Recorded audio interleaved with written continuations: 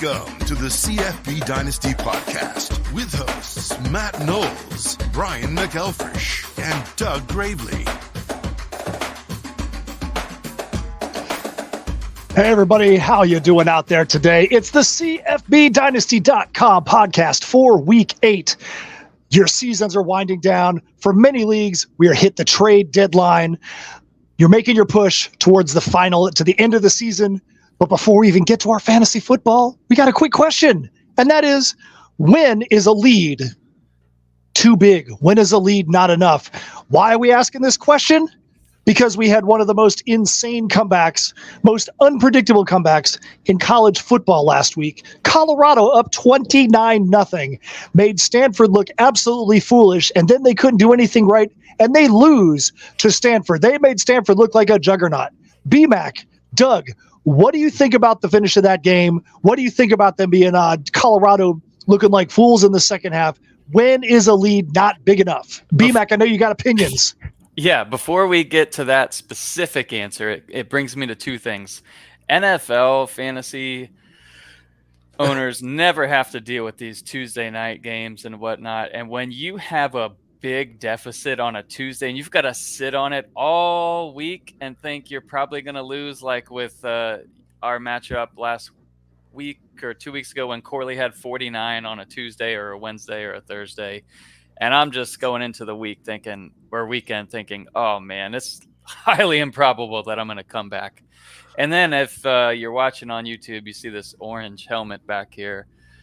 It brings me back to the choke at Doak. A little 9-year-old BMAC in 1994 was so confident that Florida had won. I remember, so we were up 31-3 going into the fourth quarter. I started a game in my backyard. We were playing some like backyard tag football or whatever. And then I just, like, my dad would come out and give me updates and updates and updates. And then I started getting angry and went back in to watch the game. And it ended in a tie, 31-31. FSU scores 28 at home to tie it up against the Gators. And that filled me with so much anger. And so when you say, when is a lead not too much? Oh, my brain goes right there. It sucks. What about you, Doug? I see you all smiling over there like a Cheshire cat. What do you think, man? What is well, I'm not sure what that means, but hey,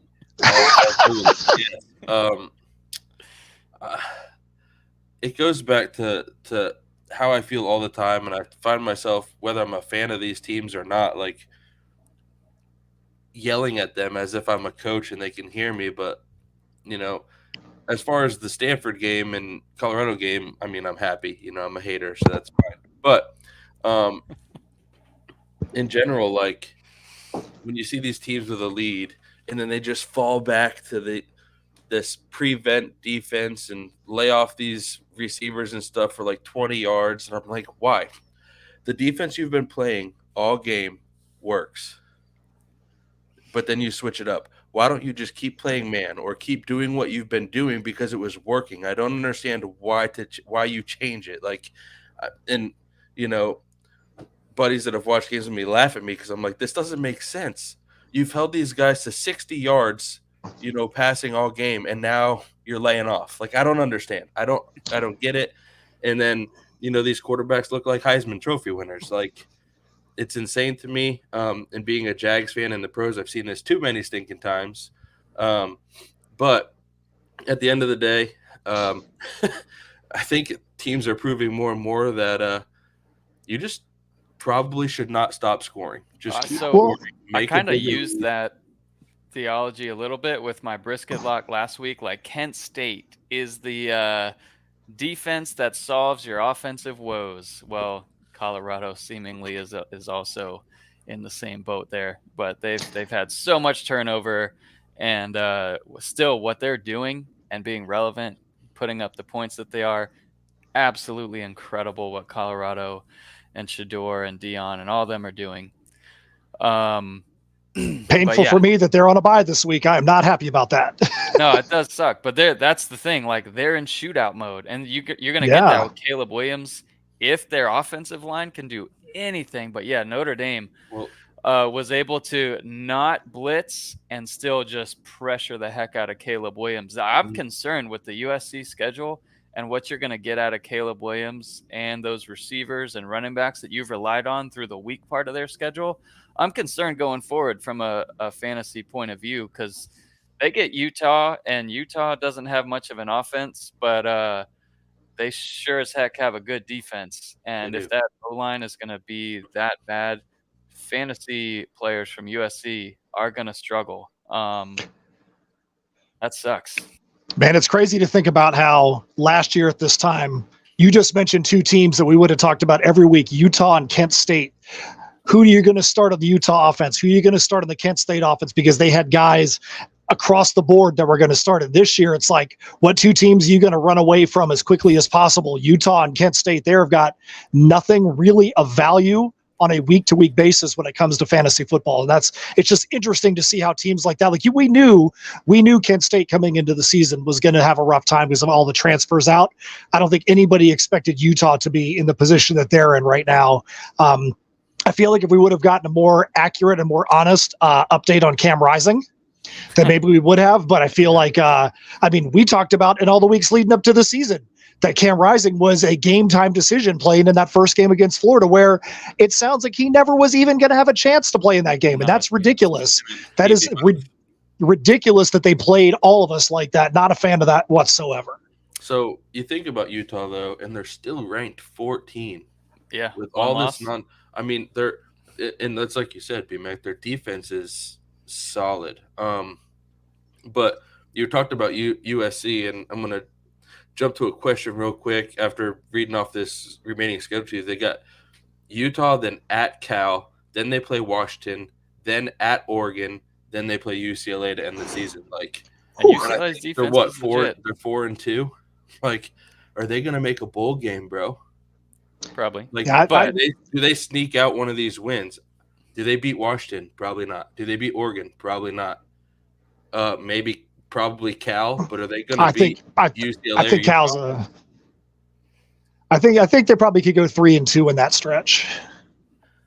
Probably. Yeah. I mean, I'm going to be the bearer of bad news, and I'm gonna roll with the fact that they barely make a bowl game because they sneak one of these wins out. They probably go 2-3 and make a bowl game.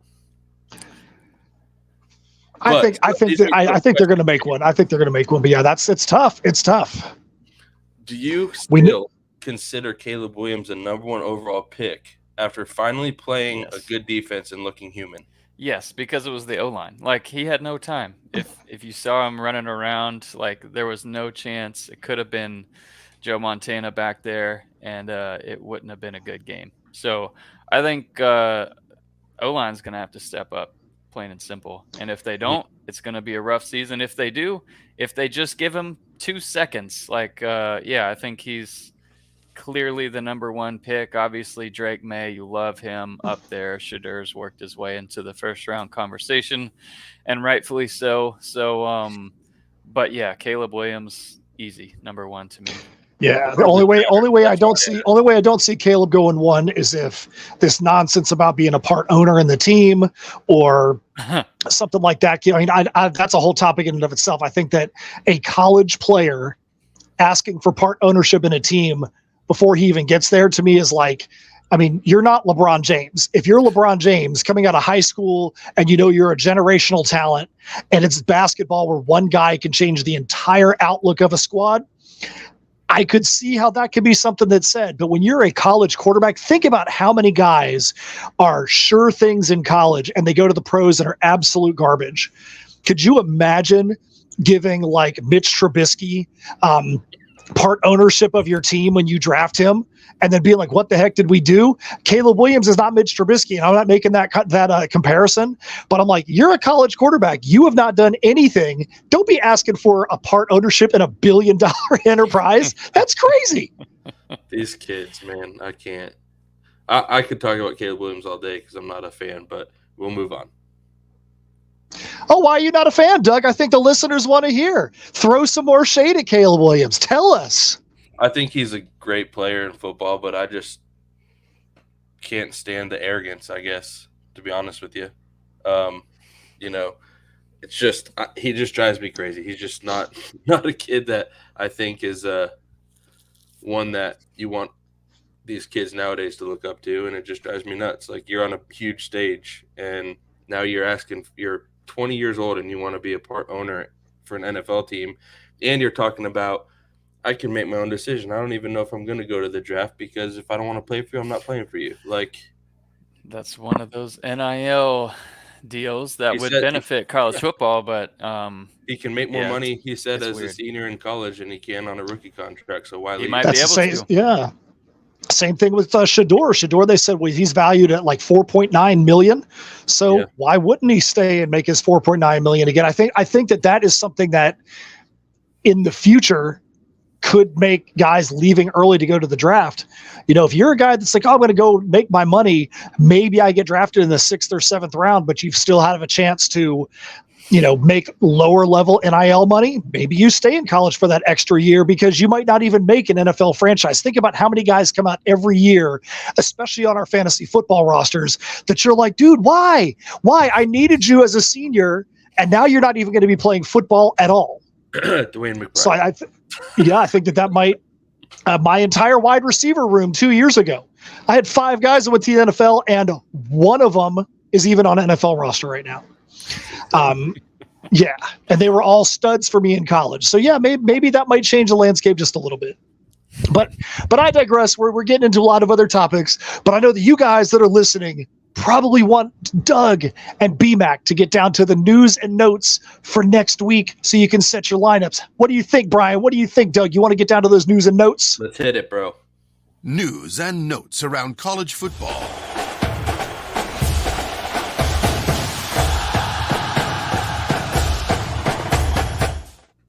All right, so we got quite a few. Brian and I are going to kind of switch back and forth, make it a little fun and interesting here, so you don't have to listen to my voice the entire time, even though it's a great voice, but we'll get into it. So we got Matthew Golden, the receiver from Houston that we all thought was going to be the guy at Houston, has been kind of injury prone this year. Hopefully the second half of the season he doesn't make us liars. He is probable to play this week, thank the Lord. Thomas Yasmin, tight end from Utah, to undergo season-ending surgery. Holy tight end injuries, and we've got plenty more to come, gentlemen. And ladies, if you're listening. And we got Kendall Milton, running back from Georgia. He is practicing this week. He's a game-time decision. Zachary Franklin, the transfer. Wide receiver from Ole Miss. He's been more active in practice this week, and he's a game-time decision. And then you got Nate Noel, like the number one trend on Twitter this past week, it felt like, during game time. Running back from App State. He has been practicing, but they will know more today. Apparently he's getting checked up today by team doctors to see how he's doing. You know, all those people whining about how they bet the player prop and wanted a refund. They wanted a refund. I bet they wouldn't ask for a refund if they bet the under. Anyways, Bryson Daly, quarterback, Army, questionable this week. Zach Larrier, quarterback, Air Force, undefeated for a while. Jensen to take over there. And then you've got Benjamin Urasek, week to week. Aren't we all, though? We're all week to week. We're all kind of day to day anyways. Eric All, tight end, Iowa, torn ACL, second Iowa tight end out for the season, and they're a factory. So if you're new to the college fantasy football world, or you don't know which NFL tight ends are from Iowa, they are a legit factory. And so we've got the next man up here in our streamer section there, and then Javonte Barnes. We all loved him going into the season. Amazing talent that he showcased as a freshman. Foot injury that he's had since week 3 has kind of kept him in and out of the lineup. Hopeful to contribute this week. That means keep him out of your lineup until you get some actual proof. On to you, Doug. All right, so we got 3 players in this one. We got Travion Henderson, running back. Mayan Williams, running back. Emeka Egbuka, receiver for Ohio State. All hopeful to be back, but in typical Ohio State fashion, there are no specifics offered, so we have no clue. So big game though. Yeah, if you have, you gotta assume they're gonna be back. Huge game. Penn State, Ohio State, gonna be a fun one. In the Big Ten, yeah, there are 3 games that matter remaining, and that's all those teams playing against each other there. Penn State, Michigan, Ohio State. Like B-Max said, you would imagine that he's kind of being a little hush-hush because they're probably going to play. But we'll see. DeCorian Clark, wide receiver, UTSA, not listed on the depth chart to start the week. So, yeah, he's been dealing with injuries this season, which stinks. A lot of people were like, he's going to be the guy with Zachariah Franklin leaving. Yeah, he's another one that was like questionable week 1. Maybe he'll play, maybe he won't. So I bought in and I drafted him in the 3rd round, I think, of the open league to be my wide receiver 1. And oh boy, has that hurt me. Oh yeah, you look at the standings in the open league, and you can tell that you can see that stuff like that really burnt you.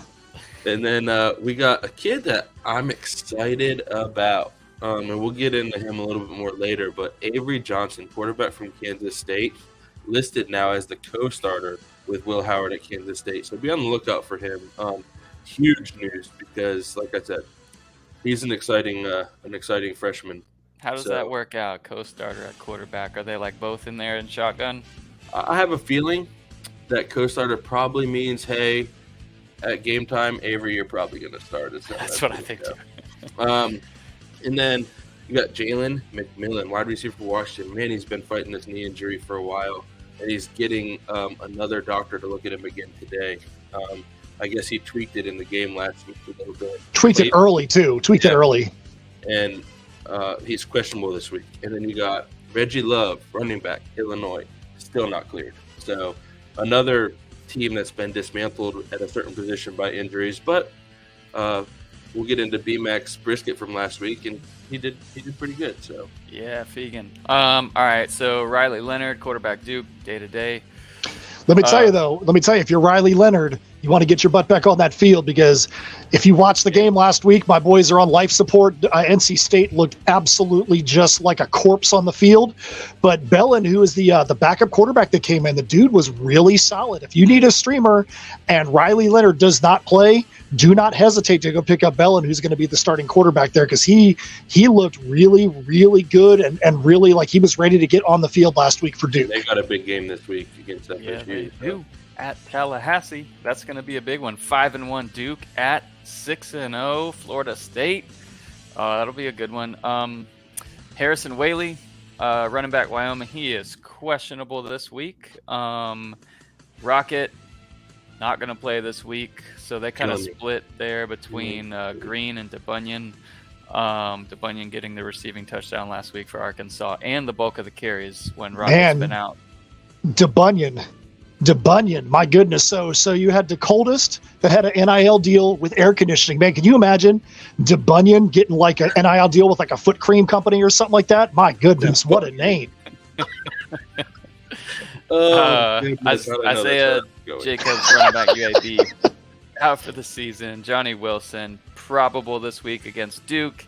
And then my man, that caused me to have to make a trade, Brock Bowers for Georgia, likely to have ankle surgery or did have ankle surgery, I think maybe already.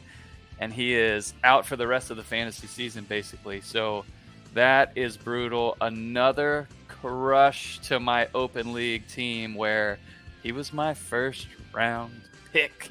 So my first and my third round pick, not going to be playing for me. That really is a killer.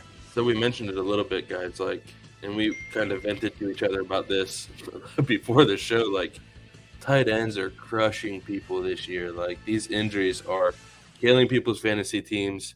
But, there's going to be some streamers we talk about to hopefully help you guys out through this process. So yeah. Well, you look at you look at the top. The rankings real quick. I did want to say, in that trade, Eric Gilbert has been traded away. I have separated from him. I'm sure Sean will just cut him, but like I should have done years ago. But It feels good. It feels good. Well, you go back to the beginning of the season and you look at who we had at the top of the list for tight ends. Is there anybody that's at the top of the list that we haven't talked about injury-wise? I mean, you got a Rondé Gadsden Jr. that was out at the beginning of the season. He was like the number 2 or number 3 tight end. Brock Bowers on the list. I mean, it's just a complete mash unit up there. So, of course, if you got the top 4 or 5 guys that were on our list that are all on the injury list, yeah, it's going to be tough because we even talked about the number of – if you got a chance to get somebody like a Brock Bowers, the difference between that top echelon and the next group was huge. So if you basically remove that entire echelon, you're just talking about scraps at that point. Yep. It's rough. It's not a year to have spent a high draft pick on one. It's totally a streaming position, I feel like. And it's been brutal for sure for all of us in the college fantasy world. All right. Do you want to go rankings real quick before we get to streamers and things, or are there other things to cover first, Matt? No, I think we're good, man. I think let's go wherever you want to go, man. All right. Let me pull up the screen, and Matt jumped out for a second, but he's coming back in. So, as you see there with the nice little wave there, subscribe if you can. Little thumbs up on the video is always helpful to us, and we appreciate it 1,000. So, man, Jaden Daniels just continues the hot streak. He's quarterback 1 in fantasy. The one thing that I regret in prep for the show, I wish we would have done our midseason awards. Maybe we'll do it a week or so late. But Jaden Daniels, he would be our Heisman, I think. He's killing it, and should be in the Heisman discussion. LSU is in the thick of things. They get Army this week, then a bye week before they play Bama. So they're in a really great spot as a team for the rest of the year. Penix against Arizona State. Really, it doesn't get much better than that. Arizona State is terrible on defense. And then you get Bo Nix in a revenge match. Maybe they'll kick some field goals. Maybe they'll keep going for it. But Bo Nix and company, I'm sure, will be at home and happy to be home in a cleansing match this week. And then Dylan Gabriel against his old team. So many storylines in the top of the rankings at quarterback, playing against UCF at home. I'm sure he'll want to show out, and he's averaging 40 a game already in fantasy. So big one there. And then Drake May obviously is 5th. Anything stand out to you? We had Salter play. We had Austin Reed play. And I'm in a matchup against Josh Reed, Austin's uncle, that we had a quarterback matchup there. And Salter got the win for me on the quarterback position at least. So that makes me excited. Anything else stand out to you guys there? Man, I'm excited to see what Oregon does after that, because you and I talked after the game was over on the phone a little bit, and I'm like, man, at what point do you just kick a stinking field goal or punt the ball or, I don't think Oregon necessarily lost that game as a team. I think some coaches' decisions lost that game for them, but I expect them to still be kind of in the conversation at the end of the year, and I think this is a game that they're going to show, okay, that was a fluke, and we're going to put up some points this week. So the hardest one for me to rank, honestly, was Caleb Williams against Utah. USC is projected to win. They're projected to score 31. So Caleb Williams is going to be a big factor there, especially Utah is the number 2 run defense in the country, but also the number 46 pass defense in the country. Can USC solve their offensive line woes that they had against Notre Dame on the road? At least they'll be at home.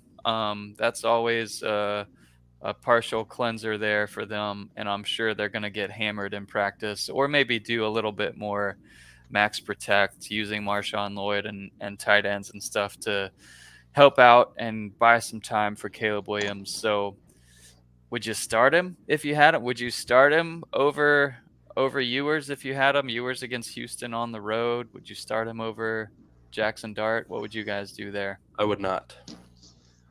It's risky. Not against Utah. I wouldn't. There's nothing in my brain that says that they're going to score 31 points this week. So The boys in Vegas do, and they have more money than you. well, they can give me some if I'm right. Maybe I'll have to bet on it and show that I'm smarter than There you go. Vegas. Just put your house on Utah then. I don't have a house. I'll put my bet on it. I rent, guys. I mean, listen, I'm poor. Brian is my boss. Doug is instilling confidence in all those listeners out there right now. Listen, guys, I live in a van down by the river. Listen to me. Listen to me. At least you pay for Wi-Fi, so that's Brady Cook is in a really good spot. Man, that Missouri offense, Cook to Burden, which I think was our stack of the week, maybe 2 weeks ago, and it hit like that's such a great stack. One of the best one of the best in the country for sure. Like Jaden Daniels to Neighbors would probably be number one. But yeah, 100 South Carolina now, 133rd against the pass. They just got Graham Mertz last week. Oof. And what a game. What a game. The ups and downs. Hey, so you know what, B-Mac? We should give you the opportunity to put a little bit of praise on the name of Graham Mertz. We talked about the Colorado dismantling. I know you've had a lot of struggles this year with your Florida Gators, but they had a comeback of their own this past week. I remember seeing all you Gator fans just ripping on your team to start the game. And by the end of the game, it was, you guys are pretty happy. Yeah, not me. Like, there's most of the fans that are on social media are just dumb, and that's fine. Every fan base has them, but you have the ups and downs, and one of the downs was like we had cousins over, and the kids were jumping on my daughter's bed, and they totally broke it. I handled that totally fine. Like, any normal life problem, it's just whatever. But Florida during the game, with the ups and downs that we had, or maybe a PI that should have been called that wasn't, it might find me, getting crazy, slapping a wall or something like that. But at least I didn't punch a wall or kick something and break my foot. So we had, it was a really subtle jabs. It was a really, really wild game. And I've seen some wild ones over the years. That was the game Doug and I were supposed to be at for the match, but it just didn't work out. So whatever. That being said, it was a fun game, crazy way to win. But I'll move us down here to running backs. Another one that was like a big debate going into the year: Cedric Baxter versus Jonathan Brooks versus others. Brooks has become like one of the top fantasy guys in the country, or at the position, I mean. And Omarion Hampton, Matt's boy there too. I see him struggling with internet. And you've got Blake Watson coming off an injury where he was hurt. He's questionable. So you got to watch that injury report. But if he plays, if he's healthy, he is an elite start there. UAB's defense against the run has been terrible. Same with Hampton against UVA. Same with Brooks against Houston on the road. Like, those first four, Kyrie Robinson too, those first four are playing against terrible run defenses. And then you get Rasheen Ali. Here's the question to you guys. Who below him would you start above him? You're not allowed to say LaDamian Webb, Matt. I know you would start him. He's on your team. You did start him. He got 4 touchdowns. Honestly, let me tell you, 27.5 points a game so far in fantasy. Always great. Marshall's only projected to score 24, but that hasn't stopped him from having 3 touchdowns and a great game before. But James Madison, the number 1 rush defense in the country. Who are you picking over, Ali? I tell you, I think the only guy that's on the list that I would consider starting above him, and honestly, I wouldn't start him above him because I feel like if he's in the top 5, you got to go with him, is possibly Ollie Gordon at 23, just because he's having a really hot streak right now. That's probably the only guy I would consider. Otherwise, I would be rolling with a top 5 running back. Yeah. Tough one. Looking at those and seeing how that can go. And I think it's similar, potentially analogous to how the game went for Austin Reed last night, where the other team was able to hold on to the ball and milk the clock. And that really affected the number of possessions that Austin Reed got. And it affected the whole rhythm of the offense. But for a running back, I think it's fine. Even if he has less possessions, he is the featured player of the offense. So it's difficult to bench a guy like Ali, but also you get a little nervous seeing the number one rush defense in the country against him. All right, receivers. Tez Walker, didn't take him long to get up to the top. 3 touchdowns last week. We said he was a waiver wire gem as soon as he came out. So 40.6 points last week. He's averaging 24 fantasy points a game. But really last week was the first time he was fully a full go and in the full game plan for the week, because it was like a midweek thing the week before that. So had Colin Lacey play. He's featured player of the offense, had a ton of balls, ton of yards, no touchdowns, but still about 15 fantasy points last night just on yards and catches alone. Would never sit, obviously. Franklin, Adunze, Neighbors, a lot of elite starts for receivers. And then you get to Marvin Harrison. So here you go. You spent a first-round pick if you have Marvin Harrison. Who would you start above Marvin Harrison going against really the top defense in the country statistically, because Penn State is number 1 against the pass, number 3 against the rush. It is a home game for Ohio State at the Shoe. Who would you start that's below him? Like you got Brian Thomas right there, 11 against Army. Who would you start above Marvin Harrison Jr.? So Jalen Polk at 15. Yeah. Yep. Go with a Washington receiver that's not injured. Yeah, McMillan could play, but unlikely to play based on Doug's report there. I've got 2. And one that was a late pickup for me this year. I would definitely start Leggett above him against Missouri this week. And then I really like Jay Macklin at North Texas this week. For some reason, I don't know why, but they play Tulane. I think they're going to have to try to throw it around to, kind of keep the pace. But I just like Macklin a lot this week at North Texas. There's just something about it that, in my gut, I feel like he's going to have a good week. But I would definitely start Leggett over Harrison this week. I mean, because you think Penn State is, 1 against the pass and 3 against the run? I mean, yeah. It's got it as we'll see what happens. 26-22 game. Ohio State favored by 4 at home, which is essentially a home field advantage, meaning it's like a even matchup if they were on a neutral site, which neutral sites suck for college football. Yeah, and if they played in Penn State, it'd probably be the complete opposite. Right. Right. So I'm interested to see what these 2 young quarterbacks do. I think it can be big for the rest of the season if Drew Aller has a really good game, or Kyle McCord. So that's going to be an interesting one. And then we have, real quick before we move along, reseller Rick. What's happening, guys? Good morning, Rick.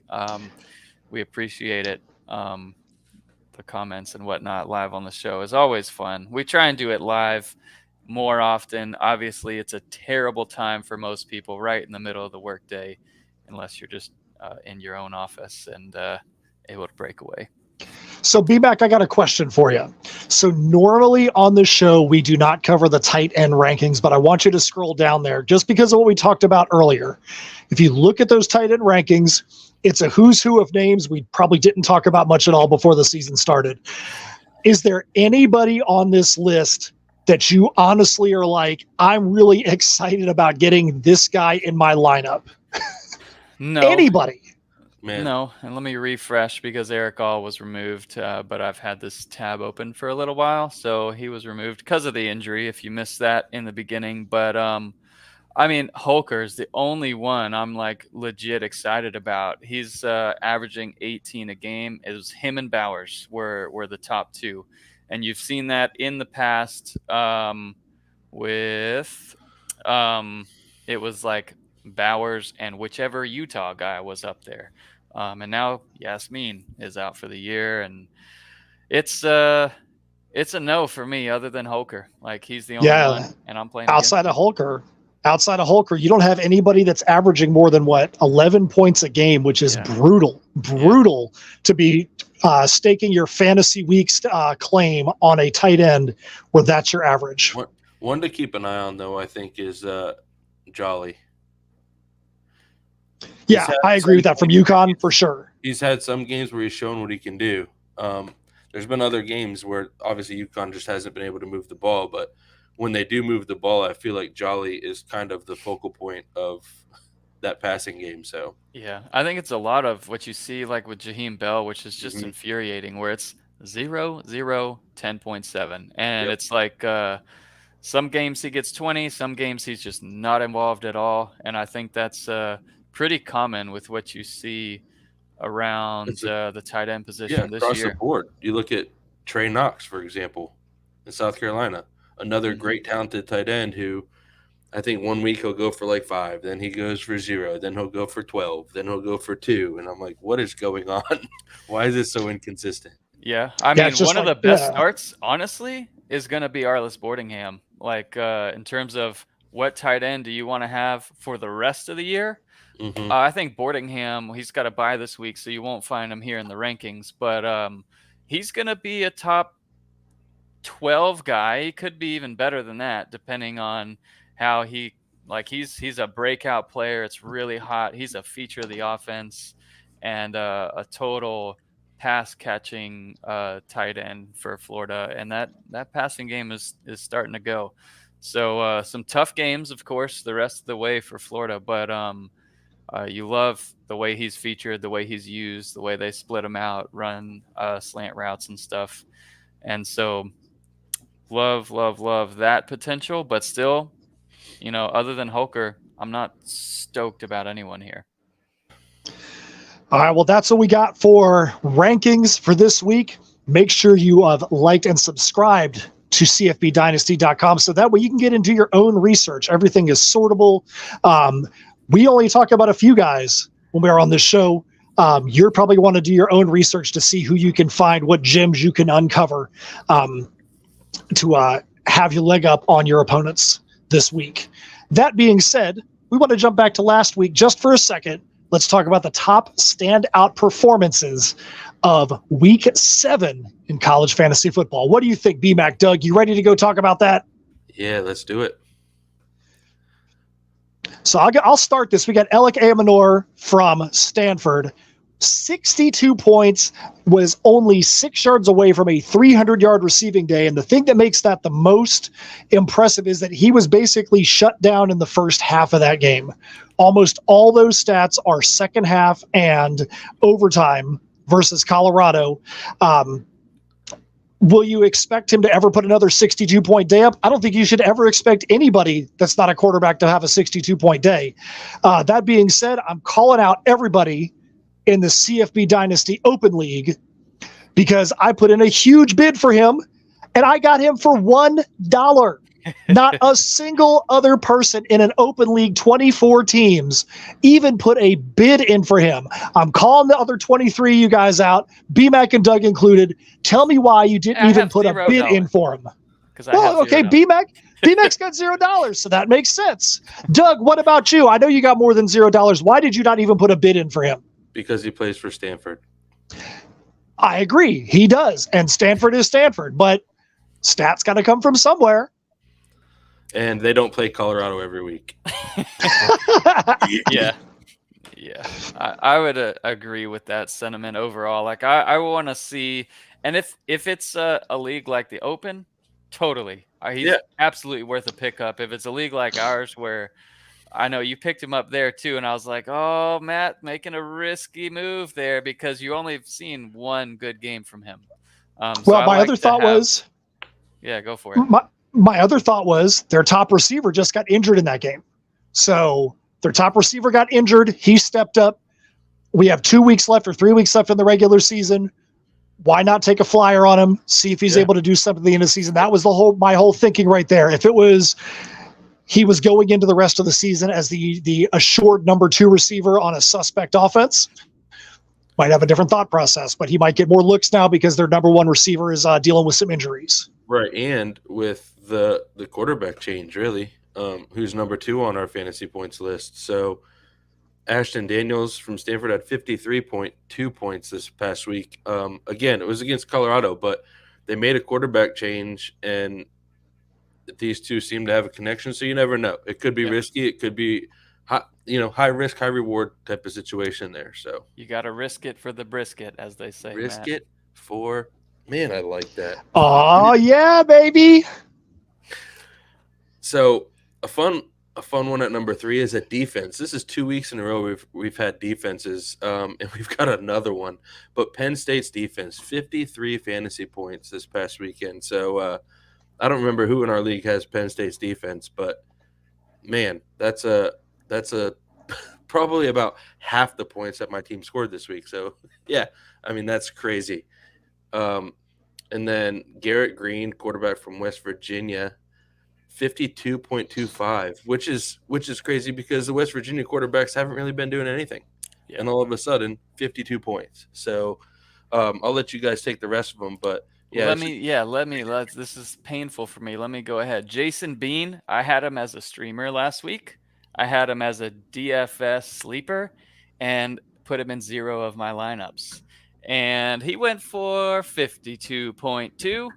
How about that? Shedeur Sanders, of course, a 50 burger. No surprise there. Notre Dame. And the thing about Shedeur though, Shedeur had 35 points in the first 20 minutes of that game. I'm like, is Shedeur going to go for 100? I'm like, Shedeur could go crazy, and then absolutely fell apart. His offensive line decided to stop playing and just let him get the crap beat out of him the rest of the game. It was so frustrating.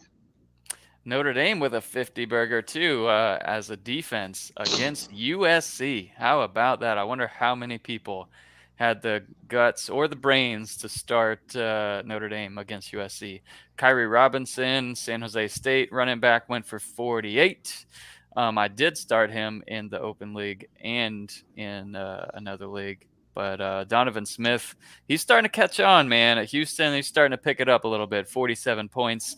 However, this week he's a full sit against Texas. And then Josh Hoover, another player, a fantasy sleeper or a DFS sleeper and a streamer that I had last week, and in 0 of my lineups. 47 points for TCU. My lineup last week that I picked. And if you would have had was pitiful. Bean and Hoover in your lineups, probably both cheap. Yes. You would have crushed it. And yep. Just to set some records straight here, well, I'll get into this here in a little bit, so we'll get into that in a minute when we talk about the DFS battle. But yeah, we can mix it up here. I'm unable, Matt, to fix that DraftKings dealio, so we'll do a separate one. So it'll be me versus Doug, and then I'll do a separate one with you included. Devil. But obviously can't do it in the immediate. I feel like that so what BMAC is talking about is we went to go do our DFS battle that Doug, we got to break up the Dougies, man. Teach me how to Dougie over here. Doug has won 2 weeks in a row. That's now 3. Doug now leads in the CFB Dynasty. Doug leads with the most host wins in that battle. I went to go set my lineup this week, and it's only set for 2 people. BMAC, he must have me in the punishment seat this week. I can't even get in. Well, I can't even get in. Come on, BMAC. Yeah, when you don't score 90 points, we have to put you in timeout. Speaking of that, Matt, there's the Bill Simmons home league that he talks about on his podcast. Their punishment for the loser, for the champion has to pick someone to kick out of the league every year. How tough is that? Ooh. And it's funny. It's really funny. Anyways, let's go over some of the waiver wire gems from this past weekend in case they're still out there in your league. Obviously, we push this out on Sundays. unless I screw up and forget like I did this past week. Had a bunch of family over and it slipped my mind. You guys can stab me in the neck if you see me, but let's go ahead and get to it. Waiver wire gems.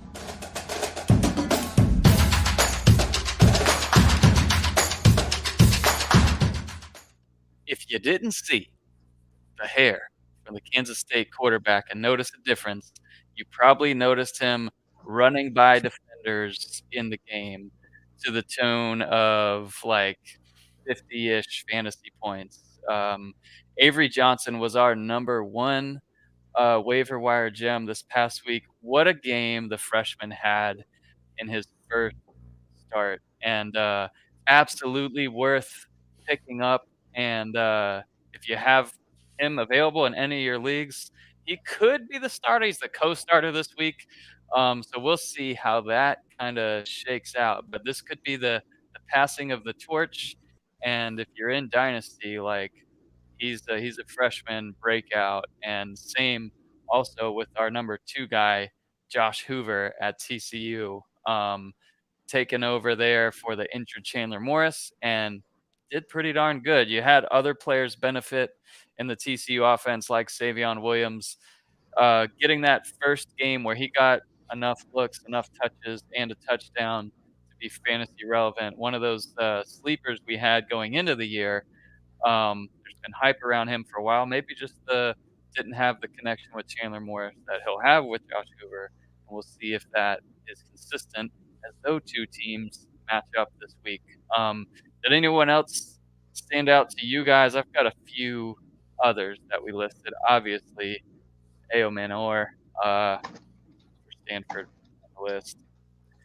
Well, you got Fegan, obviously. Fegan for sure. Yep. Running back at Illinois, taking over there, and he had a good game. Quentin Cooley for Liberty, really on a hot streak, had another good game last night. Only rostered in 10% of fantasy leagues. Malik Sherrod, I don't really know what to make of the Fresno State running back scenario there, but he's starting to take off, averaging 15 a game, rostered in 22% of leagues. And then Kalen Black for James Madison, rostered in 12% of leagues, now up to 15 fantasy points per game. We had Lydiatric Griffin from Mississippi State. I'll talk about a little bit more about him in a little bit. And then Kyle Williams at Washington State, still only rostered in 27% of leagues. And with injuries there, he's been a feature of that Washington State offense. Although if you can wait a week or want to wait a week, they play Oregon this week. So that's going to be a tough matchup for them.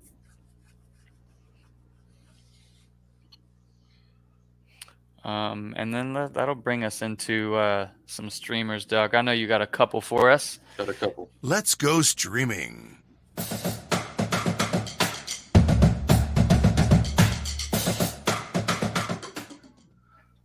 All right, so we've mentioned him a couple times now at this point. And streaming, also, that stream is going to lead to a lake, which is somebody you may want to keep on your team for a long time. Avery Johnson, quarterback Kansas State, being moved to a co-starter this week. Like I said at the beginning of the show, I think that pretty much means, hey, we're going to call you guys co-starters till the beginning of the game, and then Avery Johnson's pretty much going to play.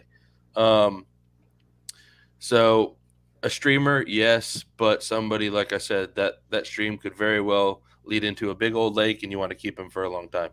And then you've got Muner McLean, tight end of Utah, averaging 33 yards of reception when he does catch the ball. So with the injuries at the tight end position at Utah, I rolled with the one that's got the most playing time out of the rest, and it would be Mr. McLean at tight end for Utah.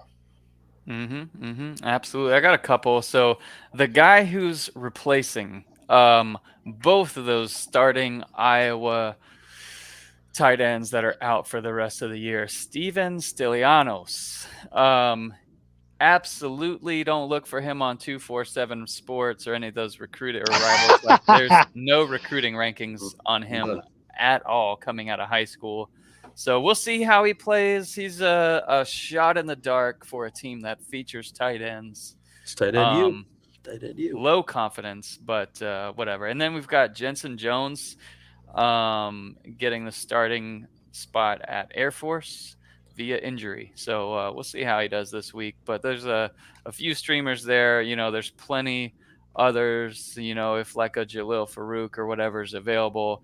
In an offense that's going to score a ton of yards or score a ton of points and put up a ton of yards, like those lower rostered Oklahoma receivers and all that stuff that we go over in the Saturday show as we're helping everyone set DFS lineups. So that's all for that, I think, unless Matt disagrees. No, I think we're good. I think we need to go look at the brisket locks. Look at last week's brisket lock performance and then give our brisket locks for this week. What do you think, Doug?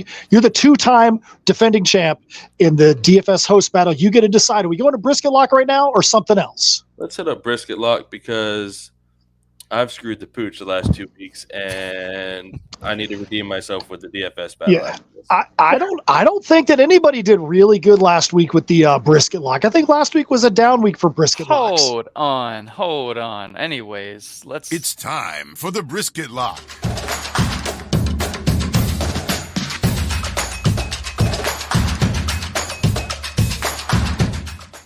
I would disagree. So Samson Evans, I literally said he's in potentially for his first 2-touchdown game of the year, and he got 2 touchdowns. Okay, I can see that. He hasn't been great. Now, he hasn't been great, and that's like going into the season. He was a top 25-ish running back, and so he's disappointed everyone, like I suggested last week. But I thought this would be a bounce-back game for him. He did only get 13 carries and 47 yards, but a couple touchdowns. And helped me get a win in the open league as I took my own advice there, at least, and picked him up, put him in the lineup in my flex, and was rewarded for it. I didn't think yours was bad either, Matt. No. The only thing that confused me is Doug had the notes prepared here in our prep, and then you went ahead and put in the exact same thing in the parentheses right after his parentheses. But anyway, what did I put in there? The stats for dang, you know what? Man, you know what? Maybe I just wanted to make sure that Doug wasn't messing with me. You're right. So last week the NC State offense was absolutely pathetic. They put up three points. They couldn't get out of their own way. They had 4 procedure penalties in the first quarter on the offensive line, and it just kept on going as the game went on.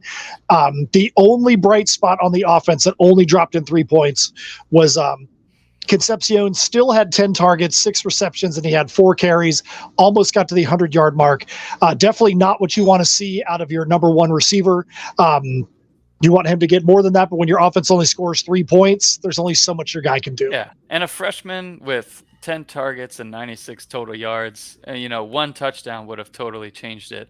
And if you guys are sick of stats, we're coming to a good point in the show because Doug's brisket lock didn't get any. Yeah, it was, I knew we were playing golf this weekend, B, so I kind of wanted to stay on that. The closest to 0 number usually wins, which I didn't win in golf either. But E.J. Warner, I had him as my brisket lock, ended up getting a concussion late in the week and didn't even play. So, and then the week before that, of course, we know I had Logan Smothers who got smothered, which, hey, whatever. We're about to talk about something that I'm proving to be better than you guys at the last 2 weeks, so it's fine. Well, let's go to this week's brisket lock. So Doug, who do you have, Smarty Pants, as your brisket lock for this week? So I've got, excuse me, I've got Jalil Farouk, wide receiver of Oklahoma against UCF. Hopefully they can. I'm just watching some notes getting typed in here on this thing. It appears that Brian is writing the same notes for E.J. Warner that I wrote. just kind of pick on that a little, so it's kind of funny. But I'm going to blame it on B-Mac. Blaming it on him. Excuse me again. Goodness, I've got Jalil Farouk again, wide receiver of Oklahoma against UCF. Like Brian mentioned, kind of a face your old family kind of game for the quarterback at Oklahoma. And I expect him to try to make a point and throw it around. So I've got Farouk as my brisket lock this week. All right, so somebody I mentioned earlier that I'm going to bring back now is Ollie Gordon from Oklahoma State. He's at 23 in the rankings. Listen to what this guy's done in the last 3 weeks. His touches on the ball have increased for 3 weeks in a row. He's got 425 yards rushing across those 3 weeks. But last week, he was either handed the ball or targeted on passes 37 times in a single game, 29 attempts rushing, 168 yards and a touchdown. On a receiving line, he had 8 targets, 6 receptions, 116 yards, and a touchdown. Yes, he's playing against a more difficult defense this week, but that's a ton of stats. 45.9 points that came out of him last week. Even if he drops down a little bit, he's still going to get you a bunch of points this week in your starting lineup. So, real quick, Brian, you must be really excited about your brisket lock because, again, he's in here twice. Because you're just going. I don't know how that happened. I'm not sure how that happened. Right. So That's Matt. That's Matt there going wild. I will neither confirm nor deny. Well, I'll run with Andrew Armstrong, Arkansas wide receiver. You know, he gets some good deep shots. He's a big target, fast, strong. Like I think he'll get some. He'll have some more room. Obviously, not playing against Alabama this week, and like Andrew Armstrong to have a potential breakout this week. But yeah, that's it. I'm excited for the brisket lock, and we'll see how they go and report back next week. awesome. All right, so last but not least, we talked about it earlier. Doug, we need to break up the Dougies. Doug, show us how to Dougie. Tell them out there, everybody who's watching, how is it that you've been so unbelievably successful 2 weeks in a row So getting the W? Well, you know, the first week I had to put up some points last week. And then this week, I just had a feeling that as long as I got as close to 100 as possible, I was going to win. And, you know, I scored 97 points. Brian scored 95. Yeah, had And injured players that I couldn't change. Good old Matt had 78. Yeah, my team was terrible. It's the worst. At this point, I was like, why don't we just give each other our $5 back and call it a day? But hey, whatever. Well, this is also a real tough point in the season because it feels like everybody in college football decided to have a bye in week 6, 7, or 8. And so the number of teams on a bye last week, the number of teams on a bye this week are absolutely ridiculous. So because I can't get into the DFS battle right now because BMAC decided to cut me out for temporarily, I'm interested to see who you guys even found to put in your starting lineups this week, because when we do the DFS battle, it's only for the afternoon games on Saturday. So if they're not starting between noon and 4 p.m. Eastern, they're not going to be somebody that's eligible. So BMAC, Doug, who is even out there to start in the DFS battle for you guys? Well, I'll tell you, and we're just handicapping this for you because we felt bad for you. So we're going to tell you who we've got first, and then we'll open you up, and then you can go in with all that full knowledge, pick your own lineup to give you a good advantage this week. Here we go. DFS Host Battle.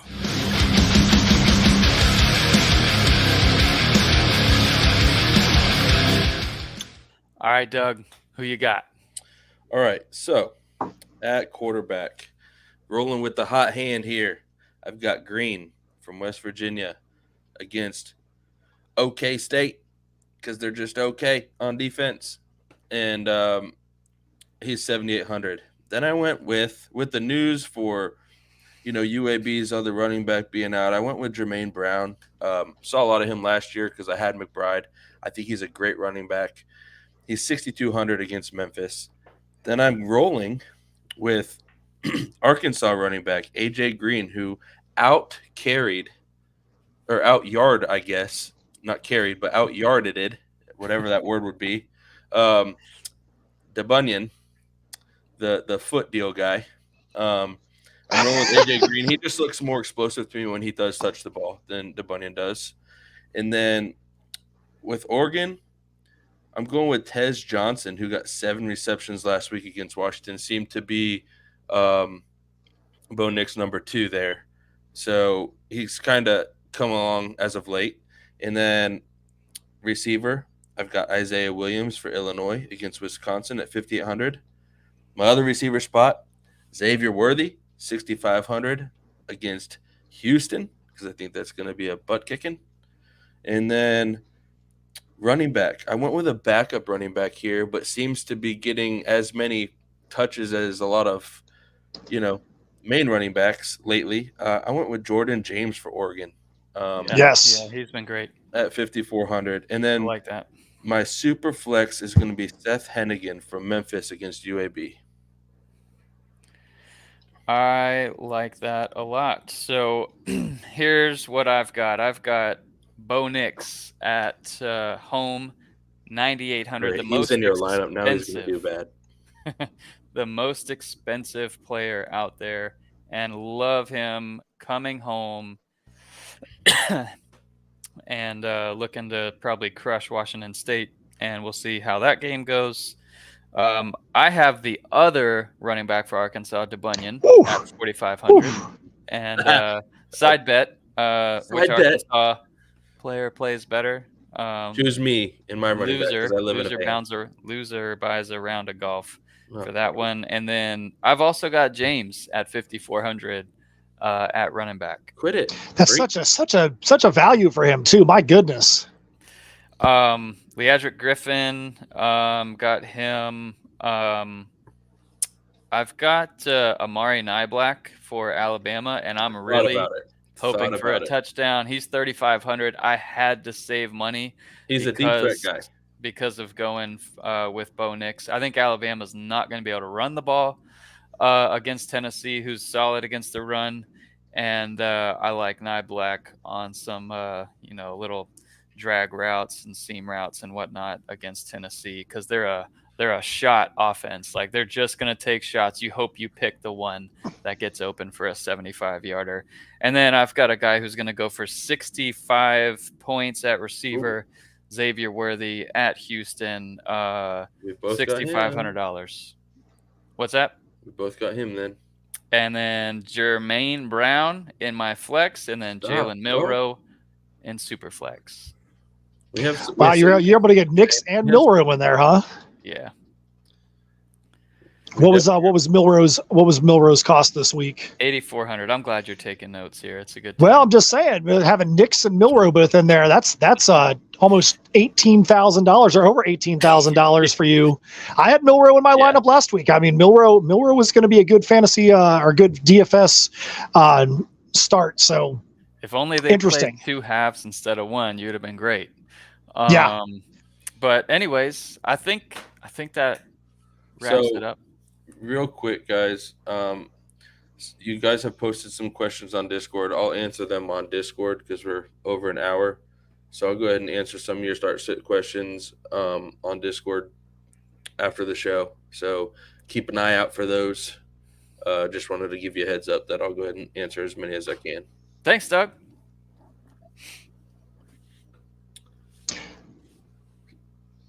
Now, question about the DFS battle here, BMAC and Matt. Since we're making another one, should we stick with the lineups we have in the one that Matten's involved in? Yeah. So I could potentially win twice? Yeah. Or lose twice. I would say if you're going to switch any, I would switch this one. I would leave the ones that you just put on the podcast, making sure those lineups are in the I'm three pretty host confident in mine, so I'm just going to roll with it. Yep. Sounds good. Well, you know what though? Hey, real quick, I just realized there's something we haven't done in this show. Real quick, we got to make sure we do that. We haven't talked about the open league. We haven't talked about our home league. We could do it real quick just to make sure we get in because I know we're over an hour. So in the home league, in the open league, our boy Oaktown is still just going crazy. He is at 13-1. We play doubleheaders every week. So because with 24 teams, that's the only way you have a chance to play the majority of the teams. Nobody's clinched a playoff spot yet with 3 weeks left, but Oaktown is the closest to that. I don't even think that he's going to, even if he won them both, I don't think he'd be able to clinch a playoff spot this week if he won both. But it's rounded out. He's in the best position anybody out there in the league, far and away the top scoring team.